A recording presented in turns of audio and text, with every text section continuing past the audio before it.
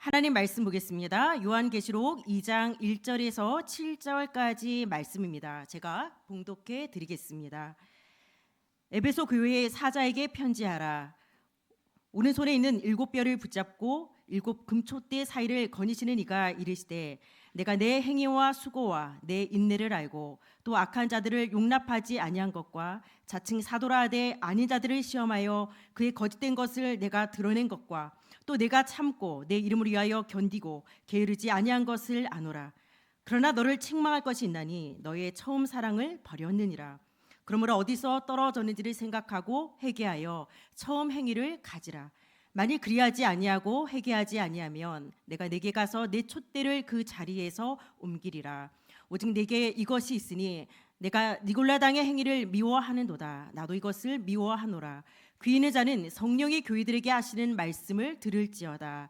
이기는 그에게는 내가 하나님의 낙원에 있는 생명나무의 열매를 주어 먹게 하리라. 아멘. 이 시간 처음 사랑이란 제목으로 생명의 말씀을 드립니다. 먼저 우리 옆에 성도님들과 함께 인사 나누도록 하겠습니다. 날마다 구원의 감격을 누립시다. 아멘. 지난 주일 강단 말씀이 복음을 위한 부르심과 세우심이었습니다. 부르심의 은혜가 있고요. 또 세우심에는 그 목적이 있습니다. 바로 우리는 이것을 소명 또 사명이라고 이야기를 하고 있습니다. 사실 이 소명과 사명 의식이 분명하지 않으면 신앙이 결코 성장할 수도 없지만 문제와 사건이 올 때마다 우리는 늘 갈등할 수밖에 없고 또 타협할 수밖에 없습니다. 성도 여러분은 처음 믿음을 놓치고 바울을 버렸던 부길로와 허모게나가 아니라 끝까지 복음을 사수했던 오네시포로인 줄 믿습니다. 자, 여러분들 일반적으로 사람들이 신제품, 신상품 좋아합니다. 여러분들도 좋아하십니까? 새 거 좋아하십니까? 별로 안 좋아하세요? 좋아하죠. 그런데 하나님께서도 첫 것, 새 거를 좋아하세요. 우리가 창세기 4장에 보면 아벨이 하나님 앞에 제물을 드렸을 때 아벨이 양의 첫 새끼와 그 기름으로 제물을 드렸을 때 하나님께서 그 제물을 받으셨습니다. 예, 그럼 하나님께서 왜 이 첫 것, 새 거, 이 처음 것을 좋아하실까 좀 궁금해집니다. 여러분들도 보시면은 많은 자식들이 있지만 처음 자식을 낳을 때 굉장히 마음이 가고 조심스럽고 그리고 한 번도 가보지 않은 길을 가잖아요. 첫 자식을 낳고 그리고 첫 월급을 타고 첫 직장을 가고 등등 우리가 첫 수업을 받고 뭐든지 이 처음에는요 우리의 마음이 굉장히 많이 실려 있습니다. 우리의 마음이 들어 있기 때문에 하나님도 사실은 이 처음 거를 굉장히 소중하게 보고 계십니다. 신앙생활도 처음이 굉장히 중요하죠. 여러분들이 처음 하나님을 만났을 때, 우리 예원교회를 처음 만났을 때, 정말 이 복음의 말씀이 믿어지기 시작했을 때, 내가 첫 직분을 받았을 때, 그리고 첫 봉사를 시작했을 때 굉장히 떨림도 있었을 것이고 두려움도 있지만 굉장히 단순하면서 순수한 마음도 있었습니다.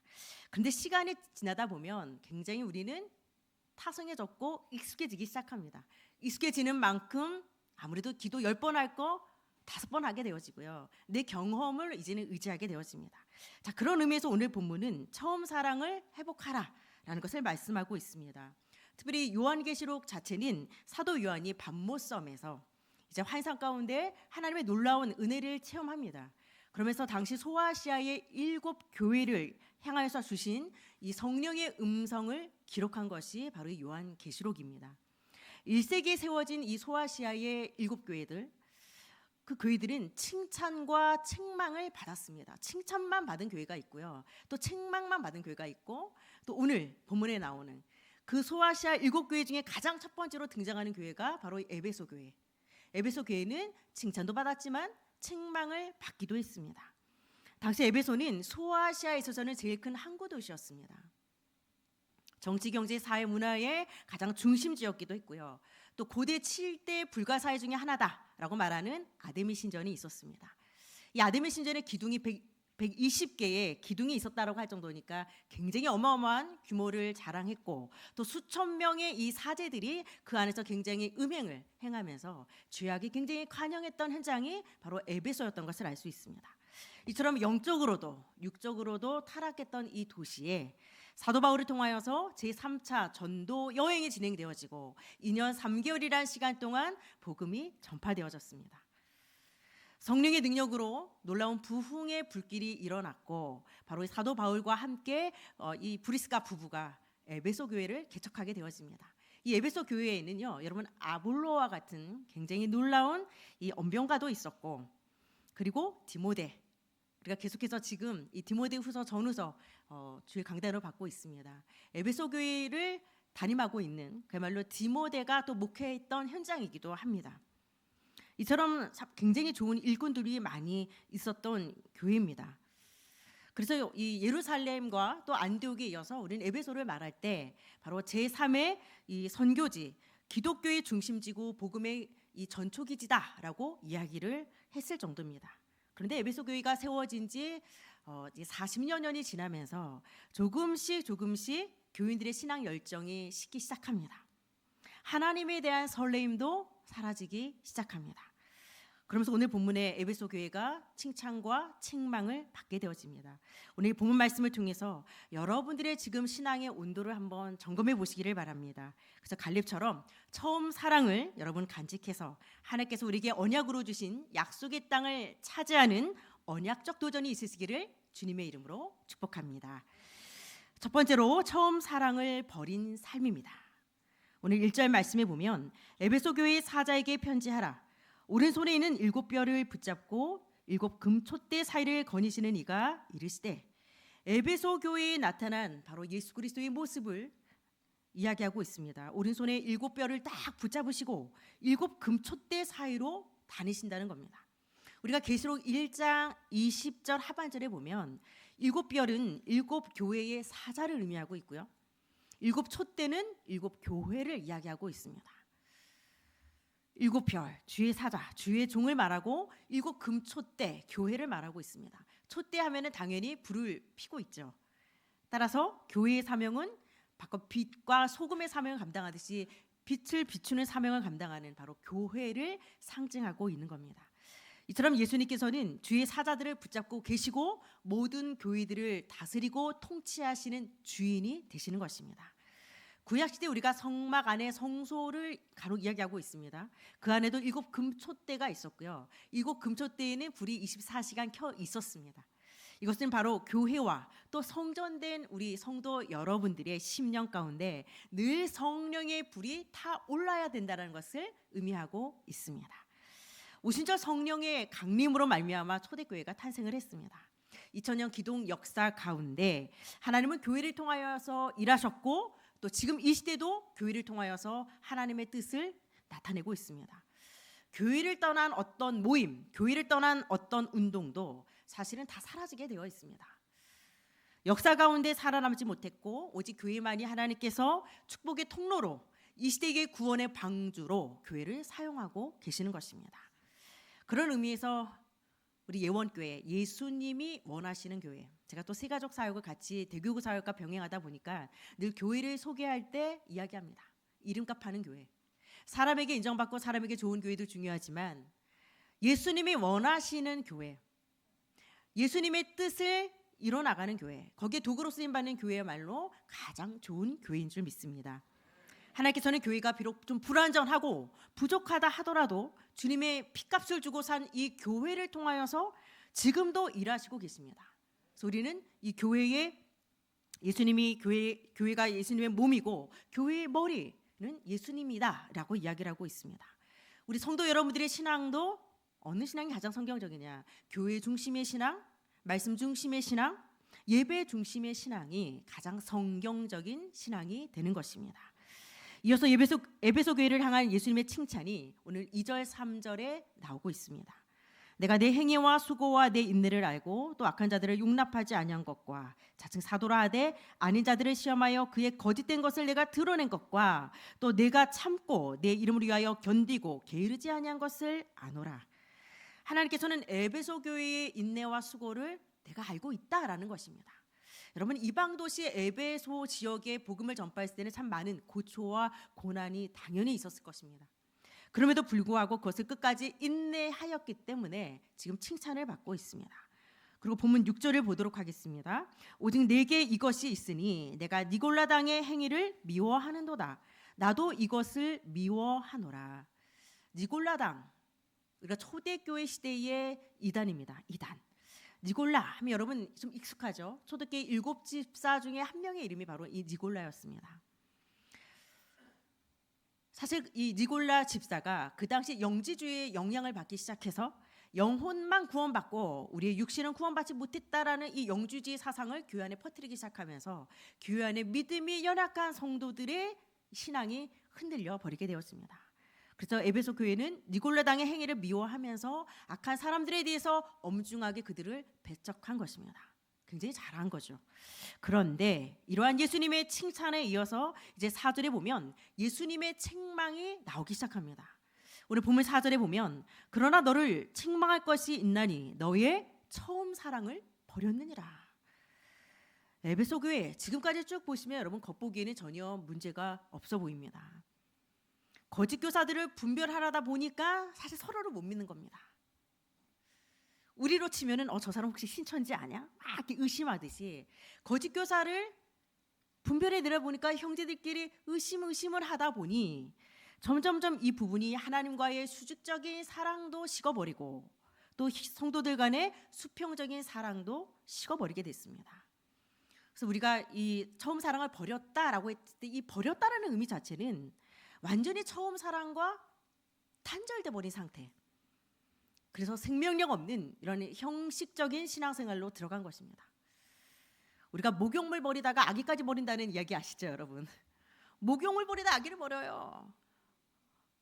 목욕물이 본질은 아니잖아요. 근데 진짜 본질은 아기까지 버린다니까요. 거짓 교사 분별하는 것도 중요하지만 거기서 하나님 사랑, 이웃 사랑 다 놓쳐버리기 시작한 겁니다. 자, 그렇다면 처음 사랑.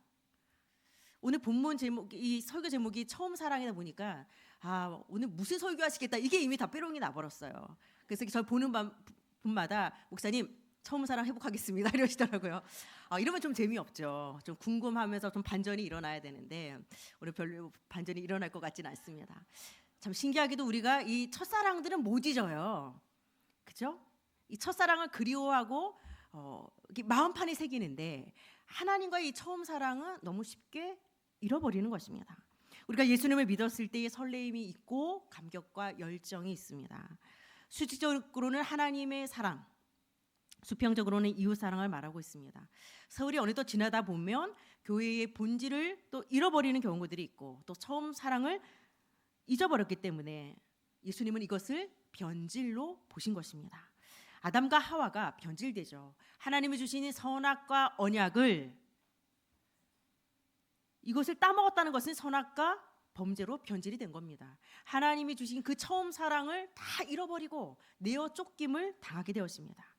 아담과 하와가 내어 쫓김을 당하는 그야말로 쫓겨난 슬픔보다 사실은 사랑의 대상을 잃어버린 하나님의 슬픔이 더 크다라는 사실입니다. 그 증거가 요한일서 4장 9절에 나와 있습니다. 하나님의 사랑이 우리에게 이렇게 나타난 바 되었으니 하나님이 자기의 독생자를 세상에 보내심은 그로 말미암아 우리를 살리려 하심이라. 하나님의 사랑의 대상을 하나님 잃어버리신 겁니다. 잘못은 우리가 저질렀는데 하나님께서 독생자 예수를 이 땅에 보내심으로 말미암아 우리를 다시 살리는 이 계획을 세우신 겁니다.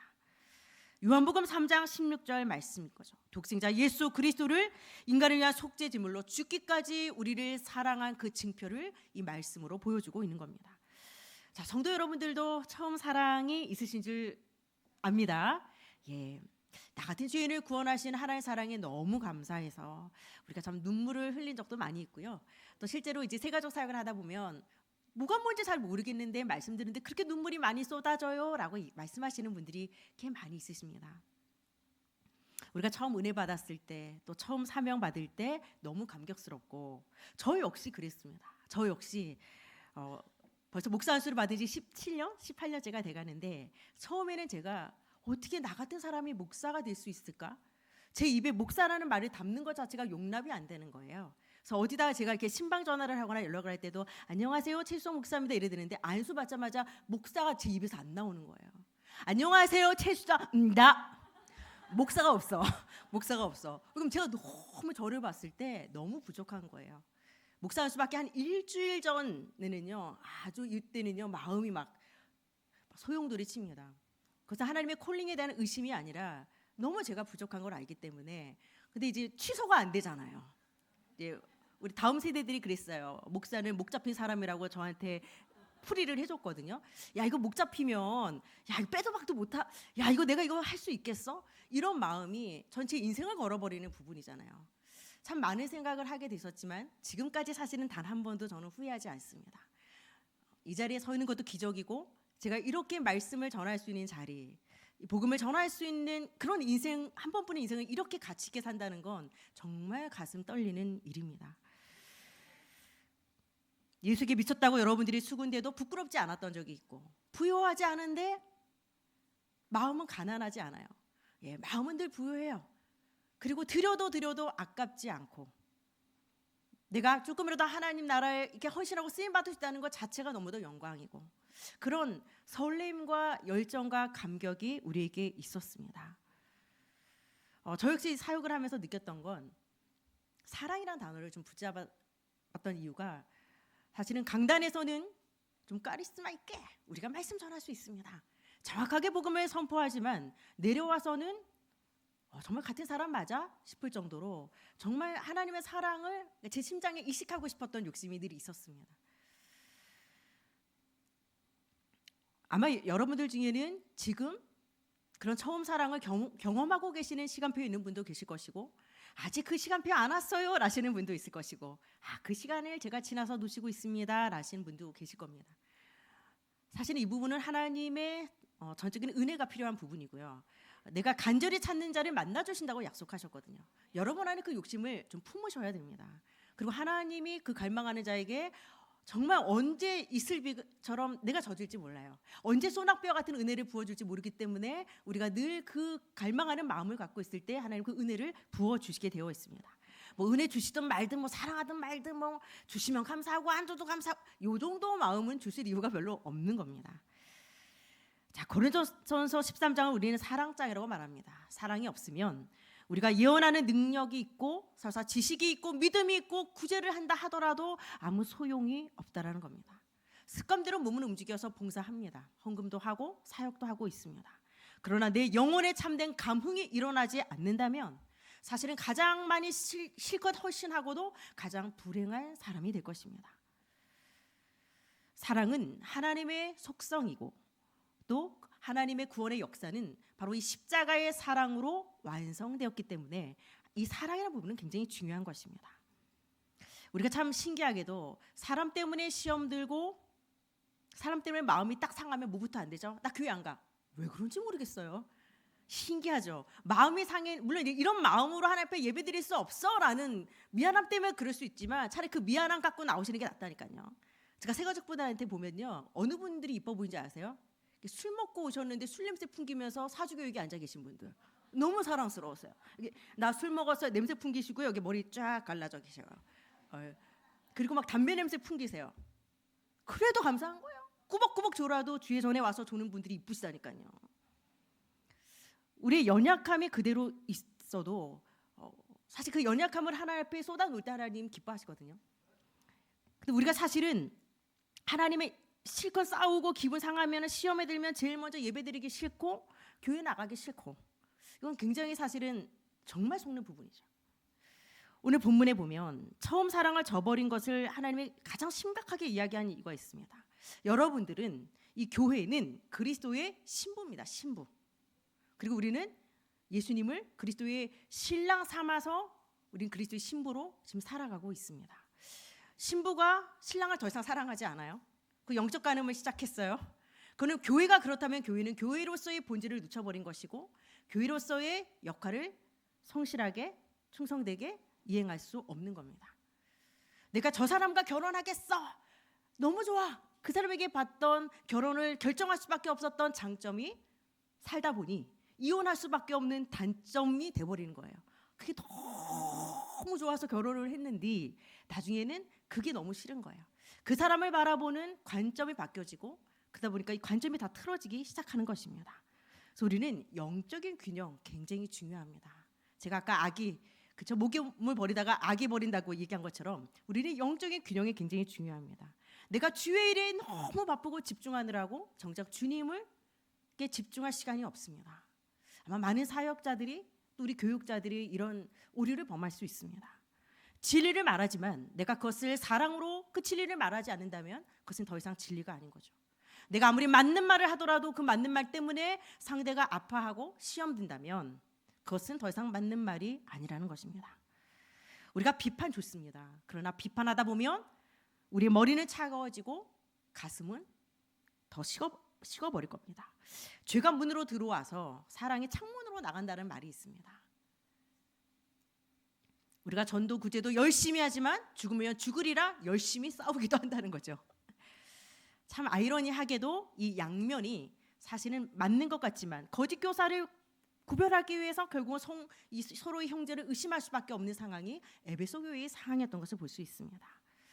상대를 죽이고 또 내가 살아야 되는 것이 세상 원리입니다. 그러나 우리가 배운 하나님의 십자가의 사랑법은 내가 죽고 상대방을 살리는 겁니다. 그리고 이 복음은 나도 살고 너도 사는 윈윈의 축복이 담겨져 있는 것입니다. 그렇다면 우리가 처음 사랑을 잃어버렸는지 아니면 내가 그 사랑을 아직도 간직하고 있는지 이것을 조금 분별해야 되겠죠. 그 기준이 있습니다. 몇 가지 영적 태보를 알리는 몇 가지 신호 사인이 있습니다. 먼저 영적인 것에 굉장히 소극적인 태도를 보일 수밖에 없습니다. 일단 예배에 대한 감동이 식어버리고요. 찬양을 하는데 별로 입이 벌려지지 않습니다. 마음이 그냥 냉랭냉랭하고 온갖 잡념이 막 떠오르기 시작합니다. 말씀을 듣는데 또 예수 얘기야. 또 저 얘기야. 지루한 반복으로 들리기 시작합니다. 기도를 하긴 하는데요. 입이 별로 벌려지지 않고 형식적인 기도를 하게 되었습니다. 내가 무슨 기도를 하는지 나조차 별로 집중되지 않습니다. 그래서 가장 무서운 것은 가장 저주스러운 것은 내가 예배의 자리에 나와서 기도의 자리에 나와서 병이 드는 거. 너무 안타깝지 않습니까? 그러면서 영적인 부분에 소극적인 것뿐만 아니라 첫사랑이 식었다는 증표는요. 내가 죄를 지어도 죄의식이 없고 무감각해집니다. 무시하는 태도가 되어집니다. 그리고 자꾸 자기를 합리화시키고 내가 뭐뭐 때문에 그랬고 어쨌고 저쨌고 저 사람이 저랬고 자꾸 변명하기 시작합니다. 그리고 세 번째로 신앙의 열매 절대 나타나지 않습니다. 열심히 뛰긴 뛰는데 빈독에 물을 부는 것 같아서 삶의 변화와 전도의 열매가 나타나지 않는 것은 결정적인 순간에 나의 삶의 방향이 결국 말씀이 아니라 세상 것 바라보고 내 유익 따라 결정하기 때문에 절대로 삶의 변화와 열매가 나타날 수 없는 겁니다. 그래서 그리스도인을 없애는 가장 무서운 요인, 그런 이야기 있잖아요. 로마 황제들이 어떻게 하면 이 기독교인들을 다 박멸해 버릴까? 그들이 생각했던 것들 그냥 안일하게 놔두는 겁니다. 외부 박해가 아니라 내부의 부패가 일어나게 만드는 겁니다. 기독 역사를 보면 이 핍박기를 통하여서 기독교가 꽃을 피웠다라고 기독교 역사자들은 그 이야기를 하고 있습니다. 카타콤, 이 지하 동굴에서 신앙을 지켰을 때 기독교의 전성기였다라고 이야기를 하는 것입니다. 예수를 믿겠다고 선택하는 순간 나는 철저히 우리 가문과 가정과 내가 속해 있는 이 공동체 안에서 매도를 당하는 겁니다. 떠나야 되는 겁니다. 핍박을 통해서 교회는 진짜와 가짜가 나타나기 시작했고 핍박을 통해서 교회는 더 강력해졌던 것을 볼 수 있습니다. 그런데 AD 313년 로마에 이제 기독교가 국교화되고 공인화되어지기 시작하면서 이제는 핍박이 사라졌습니다. 핍박이 사라진 것뿐만이 아니라 이제 기독교인이 되면 너무 많은 혜택이 주어지기 시작한 겁니다. 핍박도 없죠. 너무도 이제 안일해지기 시작하니까 교회는 타락하기 시작했고 가짜가 나타나기 시작했고 따라서 여러분들이 지금 개인적으로 내가 고난의 시간, 갈등의 어려움 시간이 있습니까? 절로 기도가 나오시죠. 내가 더욱 그리스도께 집중 안 하려고 해도 그냥 기도가 되어질 수밖에 없고 집중할 수밖에 없는 이 시간. 그러면서 여러분들이 이 어려움의 시간을 통과하면서 여러분의 신앙의 진면목을 보게 될 것입니다. 지금도 이 어둠의 세력은 사단은 끊임없이 우리 신앙을 버리도록 유혹하고 있습니다. 그냥 어려운 핍박이 아니라니까요. 교회 불질러버리고 막 핍박하고 죽이고 물론 이런 핍박도 있지만 사실은 내부적인 그런 갈등, 내부적인 부패를 통해서 서서히 우리의 처음 사랑을 잃어가게 만들고 있는 겁니다. 사자성어 중에 여측이심이라고 있습니다. 여측이심, 뒷간에 갈 때의 마음과 올 때 마음이 다르다. 여러분 아멘 나오실 뻔했어요. 하나님 말씀 아닌데 사람 마음이 그래요. 너무 화장실이 급할 때는 막 모든 일 다 들어줄 것 같아. 너무 화장실이 급하니까 빨리 이것만 할 거라고 오면은 막 모든 일 다 해줄 것 같아. 근데 내가 볼일 보고 나올 때는요, 줄이 길어도요 얼마나 여유 있게 나오는지 몰라요. 뭐 이 사람이 줄을 서 있건 말고 뭐 나는 뭐 다 해결되는데, 뭐 우리가 문제 사건이 올 때는 너무 갈급하죠. 그냥 자동으로 하나님 앞에 무릎 딱 꿇게 돼 있고 집중할 수밖에 없고. 그런데 하나님의 은혜로 이 고난을 다 모면하고 난 다음에는 너무도 안일해지고 이제는 하나님이 별로 그렇게 찾을 이유가 없는 겁니다. 멀리하는 경우입니다.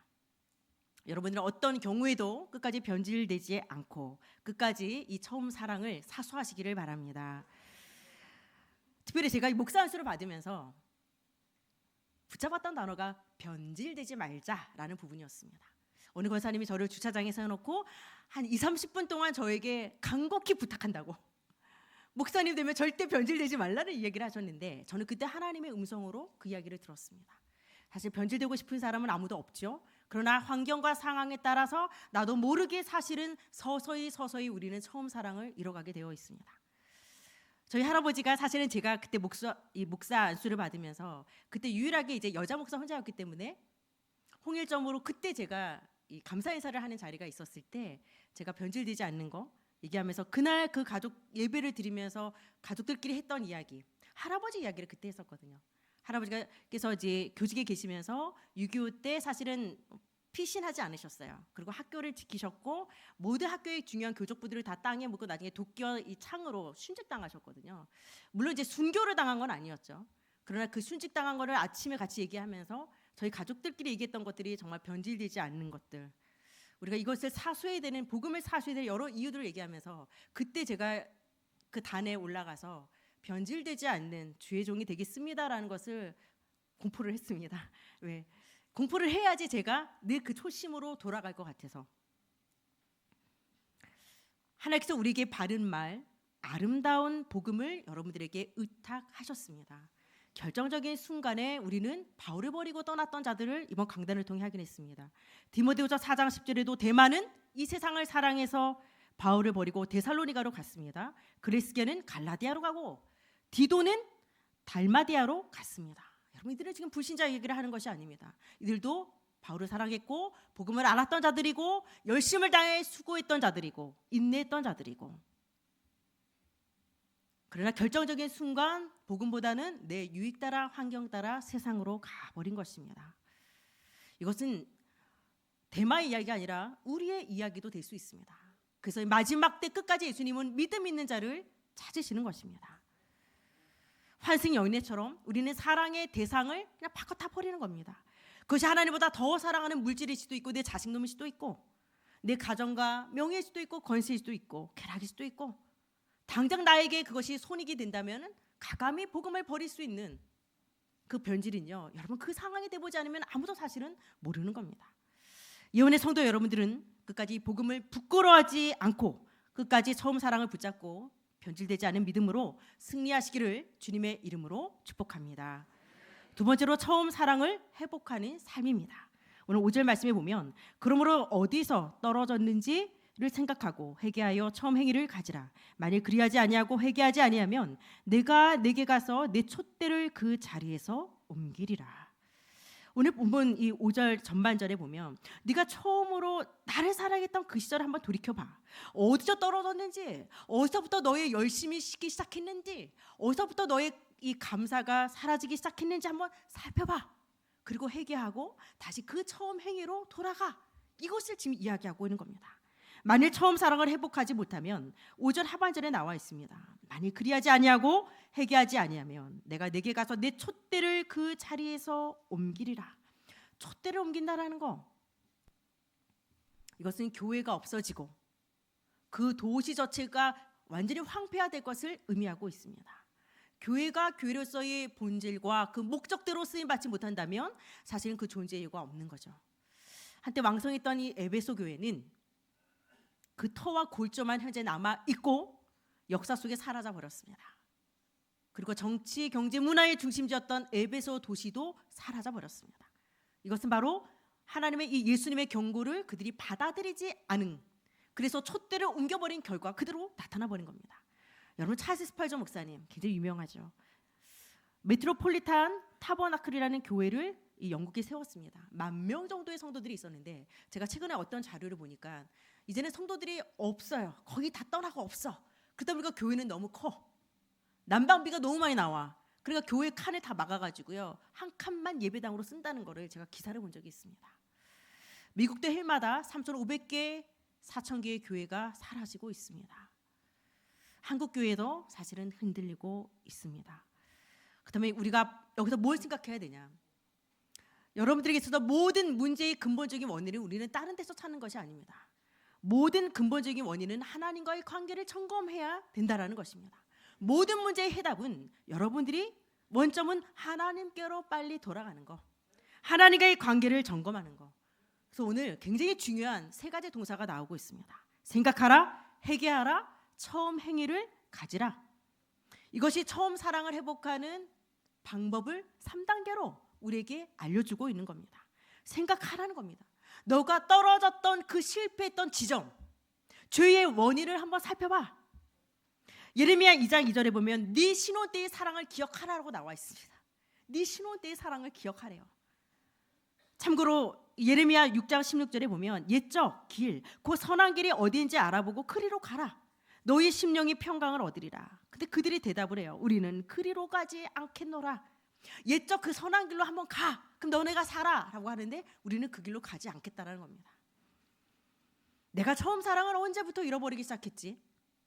내가 청년 때는 뜨거웠는데 왕년에 내가 결혼하고 나서 내가 아이를 낳기 시작해서부터 내가 직장 나가기 시작하면서부터 취업 놓고 그렇게 기도했는데 직장 딱 나가는 순간부터 내가 승진하고 나서 조금 내가 내 문제가 좀 해결되고 나서부터 분명히 여러분 그 시점이 있을 겁니다. 무엇이 나를 쉽게 만들었는지, 무엇이 나를 이렇게 만들었는지 그 잃어버린 계기를 여러분 한번 곰곰이 생각해 보시기를 바랍니다. 그리고 회개해보라는 겁니다. 회개. 이 메타노이 안에 보면 잘못의 책임이 전적으로 나에게 있다. 일단 이거 인정하는 게 회개입니다. 그리고 가던 길에서 방향을 돌이켜서 돌아오는 우리가 리턴한다 그러죠. 이것이 회개입니다. 그래서 회개는 서서히 돌아가 볼까 이거 아니에요. 회개는 즉시로 방향을 틀어서 바로 실행하는 것이 회개입니다. 탕자가 아버지의 품으로 돌아왔습니다. 점진적인 것이 아니라 단번에 즉시 행동하고 돌아왔습니다. 가룟 유다, 왜 우리는 그가 후회를 했지 회개는 하지 않았다라고 얘기를 합니까? 그는 예수님을 의삼심에 판 것에 대해서 후회를 하고 자살을 선택했지만 처음 사랑으로 돌아오지 못했던 것은 예수님께 돌아온 것이 아니라 그는 그냥 인간적인 후회를 한 겁니다. 반면에 악하다면 더 악할 수 있는 베드로, 맹세하면서 완전히 비난하면서 예수님을 3번이나 저주하면서 부인을 했습니다. 그러면서 그가 통곡하고 뉘우치면서 누구에게로? 예수님께로 돌아왔습니다. 그것을 우리는 회개라고 이야기하는 것입니다. 괜찮습니다. 조금 식어도 괜찮고 연약해도 괜찮고 변질되었다면 바로 변질된 그 부분을 우리는 도려내 버리고 처음으로 돌아오면 되는 것입니다. 여러분께서 주여 우리의 믿음이 내가 너무 연약합니다. 하나님. 내가 너무 식어버렸습니다. 처음 예수를 믿을 때 같지 않습니다. 하나님 나를 용서하여 주시옵소서. 그냥 있는 그 모습 그대로 여러분 마음을 토해 놓으시기 바랍니다. 갈렙, 내 나이 85세가 되었지만 내 힘은 일반이라고 했습니다. 똑같은 겁니다. 처음 마음 그대로 붙고 그 안악산지를 정복해 나갔던 것을 볼 수 있습니다. 요한복음 21장에 예수님이 부활승천 직전에 베드로에게 물어보죠. 네가 나를 사랑하느냐? 하나님은 딴 것을 차별하지 않지만 우리의 믿음을 보시고 우리가 정말 하나님보다 더 사랑하는 것이 없는지 그 부분을 하나님은 늘 점검하십니다. 많은 사람들이 하나님을 사랑한다라고 우리는 감히 이야기하고 있지만 사실은 하나님보다 하나님이 주시는 그 축복에 사실 우리 더 꽂혀 있습니다. 예수님 안에 지혜와 지식의 보화가 가득 있습니다. 여러분들이 선물보다 선물을 주는 자를 더 좋아하시기 바랍니다. 그럼 그 사람이 선물 하나 주고 더 준다니까요. 하나님 손에 드린 그 응답과 축복이라는 동기를 갖고 예수를 믿는 것이 아니라 예수로 만족하고 예수로 행복하다면 예수님이 그 모든 것을 더하여 부어주시지 않겠습니까? 그러면서 여러분 처음 행위를 가지라라고 이야기하고 있습니다. 처음 행위, 변화된 행동과 삶을 이제는 바로 보이라는 겁니다.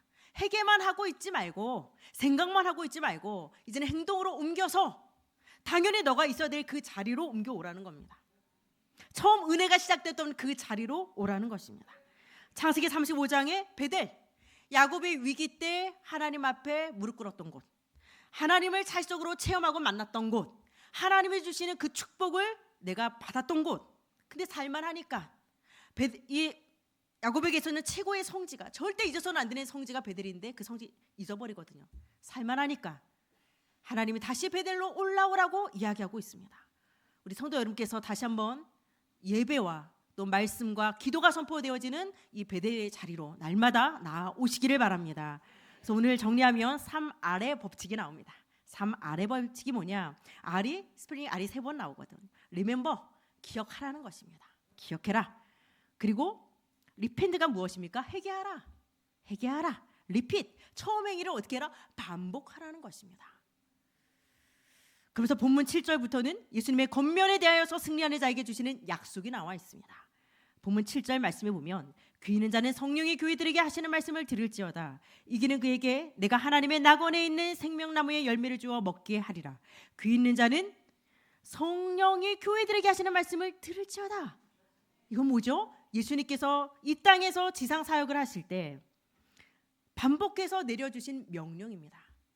지상의 모든 교회들에게 오늘 또 성정된 성도 여러분들에게 성령께서 지금 말씀하시는 것입니다.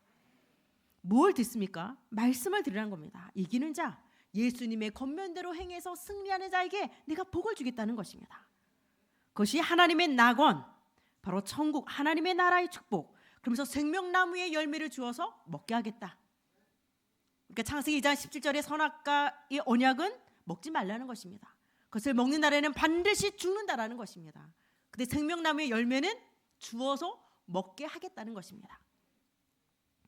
금지사항이 아니라 생명나무의 열매는 바로 죽음과 더 이상 고난이 존재하지 않는 이 영원한 생명, 영생의 축복을 우리에게 주시겠다고 약속하신 것입니다. 따라서 3단계 생각하라, 회개하라, 처음 행위를 반복하라. 오늘 이 3단계를 여러분들에게 동일하게 적용하심으로 처음 사랑이 회복되어져서 부르심과 세우심의 목적에 합당한 삶을 살아가시기를 주님의 이름으로 축복합니다. 결론입니다. 교육심리학에 기억과 망각의 이론이 있습니다. 기억과 망각의 이론. 여러분, 우리가 모든 걸 다 기억한다고 산다고 생각해 보십시오. 전 살 수 없을 것 같아요. 잠을 잘 수도 없을 것이고 밥을 먹을 수도 없을 겁니다. 근데 우리는 적재적소에 과거의 고통에 매이지 않도록 우리는 적당히 잊어버리고 또 오늘을 살아갈 수 있습니다.